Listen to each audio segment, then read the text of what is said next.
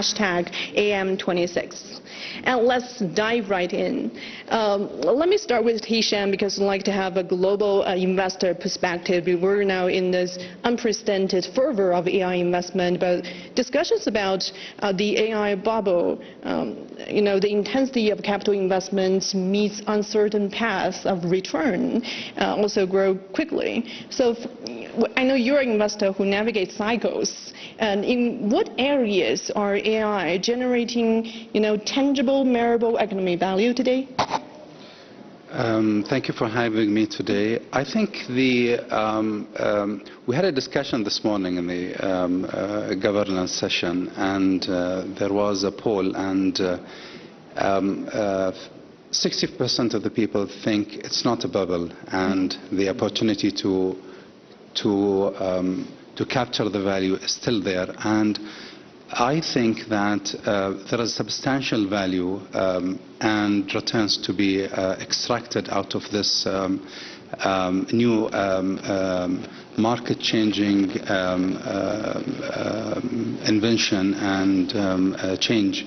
And not only in AI specific, but also through the full spectrum from power generation to data centers to chips to technology, software, and capital market. So the advancements of technology require heavy investments, and we come from the wealth management and asset management and you see the developments throughout the world, whether through in China or in the States or also from our region. The requirements of government investment solo cannot drive and take it to the next level. So you'll see a lot of the founders and companies, they raise globally, and when their capital markets are stronger, you'll see more advancements, stronger research, and higher delivery, and a shorter cycle for delivering return on investments. I think the opportunity is massive, and we are just at the beginning, and the ability to transform this into throughout the economy to create a true value in short period of time is whomever does that will be the winner. And I think China AI Plus is a true serious desire to deliver on that to win the race. Right. Your spot on China's AI Plus action plan is what we're going to zoom in now. Professor Gong, give us an academic, perspective on China's AI Plus action plan and how it shows about the potential of AI in creating growth drivers across China's economy. Yeah, actually, the AI Plus action is a national initiative officially announced last year in August. So in this document, if you read the document, you cannot find any words talking about AGI. You cannot find any words talking about the chips. It does not mean the Chinese government don't understand the importance of AGI, don't understand the importance of chips. But that means the Chinese government lay more emphasis on the diffusion, on the adoption, on the penetration of AI, and to make AI really make values in production and in the daily life. So the main direction is to move AI from chat to product to services. So the goal was set in two steps. First, by 2027, next year, the diffusion rate of the AI agent and the terminal, intelligent terminal will exceed 70%, and by 2030 over 90%. So that's the goal of the diffusion of in China. This is the goal of AI Plus. Right, and let me turn to you, Tong. Leading an AI company at the frontier, how do you think about China's approach, like focusing on the diffusion and it does not mention AGI? And if we talk about the diffusion of AI, what are the biggest blockers or enablers of AI adoption in the economy? Yeah, I think China is a very unique market. I think China market is huge in many perspectives. It has a huge manufacturing industry, a huge retail industry. I think many industries give us the environment to build a real scalable system in production. There will be like many data, many use cases that people can try, use AI to couple with. So I think this is one of the advantage in China market. And I think secondly is the openness to new technology, because we have seen it continuously, the pattern in several of the technology waves, in EV, in solar, in smartphone, in autonomous driving. I'm personally surprised 85% of the Chinese people think autonomous driving is safe and also can improve really their lifestyle and productivities. So that's why I think China has like thousands of robotaxi already run in like tens of the cities. So I think this like openness to technology, really ready to embrace new technology, is very unique for China. And also I think lastly, I think AI actually helps a lot on really deliver a hyper productivity tool for the individuals. Even today, we are still a startup company. We do a lot of the hirings. The resume that we receive are personal website already. Nobody actually give us the PDF anymore. They use a web coding product. People with zero knowledge of code before, but they can create this like beautiful personal website to applying for jobs. So I see this like adoption is from different layers of drivers. That's right. And Dow and Tencent is serving vast industries, and you see the full spectrum. Just tell us how Chinese, technology and industrial leaders are integrating AI and to drive tangible results. Well, we definitely work with a lot of customers from different industries to deploy all forms of AI. When people talk about AI, I think we might tend to think of one big super system and give it a term AGI, but in fact, in reality, there are many different types of models that serve different purposes. And more specifically, when you look at the different industries and different enterprises, they are trying to use AI in every single function within their operation. For example, at Tencent, not only many of our programmers are using coding tools extensively to churn out features much faster than before, we are also seeing product managers, designers, accountants, basically from different roles are using these modern tools to automate their work, building tools that otherwise won't be possible to enhance individuals' productivity. Some of the customers that we work with in the retail sector, for example, some of them use Gen photo technology, Gen 3D model technology to speed up their product design cycle. We help a lot of customers to use AI to get better ROI on their marketing dollars that they spend by better targeting, more personalized service that leads to better conversion. And not to mention, there are a lot of AI applications in healthcare. We help some of the pharmaceutical companies with drug discovery. So I think we're seeing a lot of energy, positive energy to endorse AI in the current environment.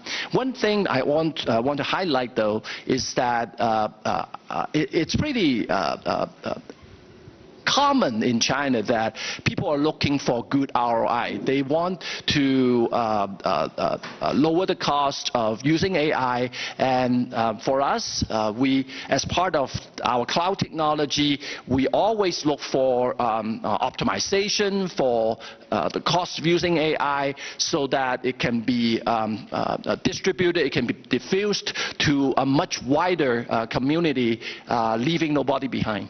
Mm-hmm. And Hisham, let me bring back your global investment perspective. Now you have heard about China's national strategy and also these business dynamics. What do you think about China's, AI plus development? And do you find it maybe, how do you compare it into global AI development? Yeah, so my view is, one, it starts from the top. Yeah, so it's the discipline and direction, whether it's a country or a region or or even if it's a company. So in our company, I went and we assigned 10% of the yearly objectives of all chiefs that they have to see how to adapt the AI, and not to adapt AI as an interface, but how to transform that in actual efficiency. Now, if you take that example and move it to a country, you'll see the compounded benefit onto the economy. Then you look at the open structure of the China AI philosophy, let's call it. Then you have the non-open structure, okay, and that signal that the benefit, they want to see it to trickle down into the economy, into the companies, so it's a more of affordable. So it's not the benefit of that company, of that product, the return of that individual. It's not an individual, it's an economy, and this is very interesting. And they have applied that across the economy. Now in our region, you will see also very leading models in UAE, for example, and how they want to make the AI as a part of mandatory learning process in schools, also in Bahrain. Yeah, so different countries, they are taking different commitment levels, and I think soon or now we are seeing AI becoming as a part of the lifestyle. So it's a more of the lifestyle and how you utilize that. But it's very interesting to see what's the end game. I think China is looking to create value throughout the economy, very clear, with very specific objectives across the economy, not just as a benefit of those companies, and this is the difference in the philosophy, I think. That's right. That's a very, your observation is very right on the point, because China is really integrating AI into various aspects of the economy. And talking about the economy, it ultimately is about people's economy and how we work. Professor Guan, in your opinion, how is China's AI push influencing workforce strategies from talent development to organizational design? Actually, back to the national initiative AI Plus, there are six focuses are identified. First is to use AI to empower sci-tech R&D. And second is to enhance the capability of our production industry, including agriculture, and to increase the quality of our production, to reduce the carbon emission, and so on and so forth. And the third is to increase the domestic consumption. That is a very important choice to make this, because that's on the other side, China is to try to decrease the trade surplus worldwide. So we will increase the domestic consumption. Early this morning, I heard from Jingdong JD that the goods named with smart has doubled the last year. And the fourth one is to increase the welfare of the citizen, including education and health care.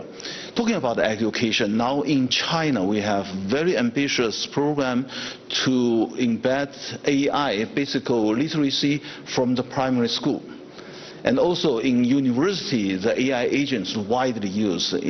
For example, in my university, there's about 1,000 different kinds of agents is used by professors and students to help their studies, their learnings. So that's the program. I think it is very important for the young people to have the capability to use AI. We don't know the future job, but we know definitely the future job needs the capability of using AI. Right. And I think China is definitely setting out these priorities. And Yutong, you're in the industry, and a lot of people are comparing the environment of AI development between China and other, major countries when it comes to, like infrastructure or energy or other, key elements to drive the future AI development. In your opinion, what supports are proving the most critical in, scaling the successful AI use? I think there are definitely differences that what we are trying to do.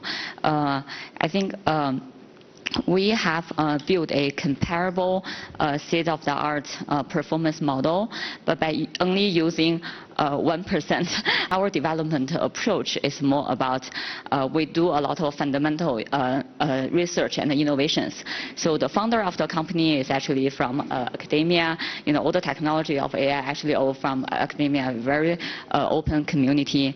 And then we actually focus a lot on doing the fundamental research to trying to increase the efficiency. So I would say the efficiency of development is very important, and not many companies can do that.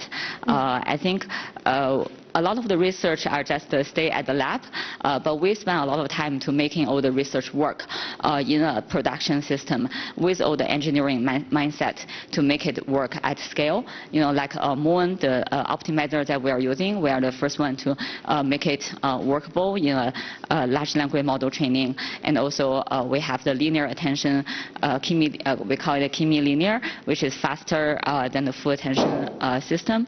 So I think we did a lot of things to make sure that the efficiency is really, really high. And this is what has been defined when you're developing the AI systems from China. So I think that from the support perspective, definitely infrastructure is very important. I think China always have infrastructure first thinking whenever doing everything. They build the highway and they build the electricity plants and also the huge data centers in multiple cities.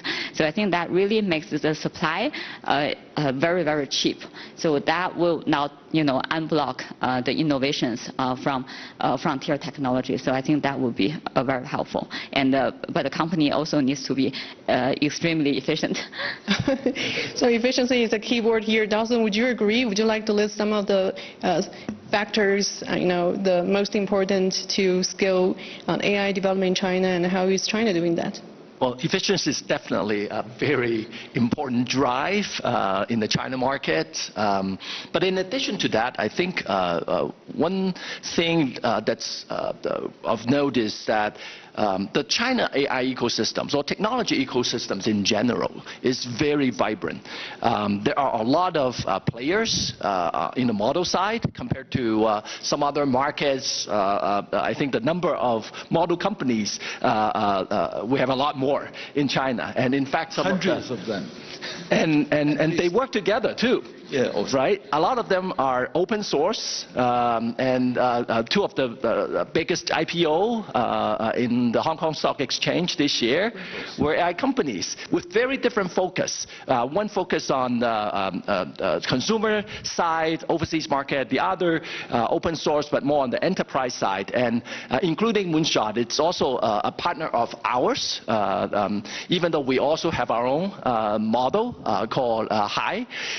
But the interesting thing is that there's so many players in the ecosystem with open source being a very strong driver that helps lower the cost of doing the inference using AI. We're seeing the cost of using AI in China, at least for the past 18 months, continue to come down. And for Tencent, we understand that customers want choices. There are many different use cases for a company, and they might want to use different models of different sizes for different purposes. So our focus as part of the cloud strategy is to provide tools, products that are model agnostic, support different types of models. I think that gives the power of choosing the right model for themselves back to the hands of the customers. Right.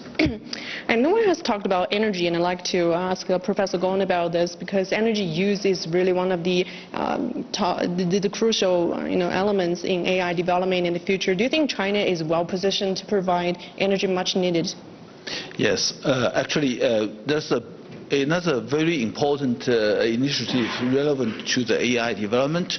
It's we call it the energy infrastructure built mainly with green energy in the western part of China, because we're rich wind power and solar power there, and use the wideband transmission network to help the companies in the western coast to use that computer power. So we call it 东数西算, that's the data in the west and the computer power.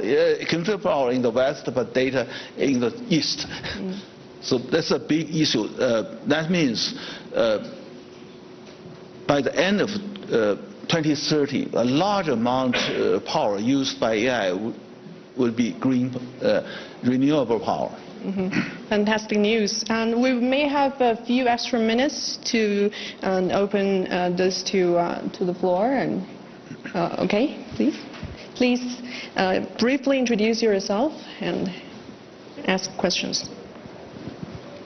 Thank you so much for sharing the insight. I am Sayaka Tanaka, and I'm from Japan, and I am the founder of WAFO, which is mission is to close the gender gap in tech industry and also engage in policy recommendation.